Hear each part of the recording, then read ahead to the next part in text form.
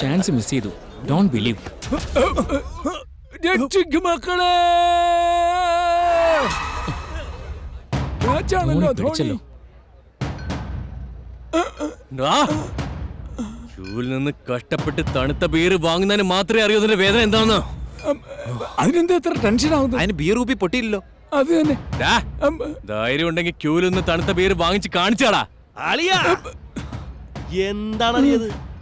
ഈ നിഷ്കളങ്കമായ മുഖം കണ്ടിട്ട് ഇങ്ങനെ കഴുത്തിന് കുത്തിപ്പിടിക്കാൻ നാണമില്ല അളിയ.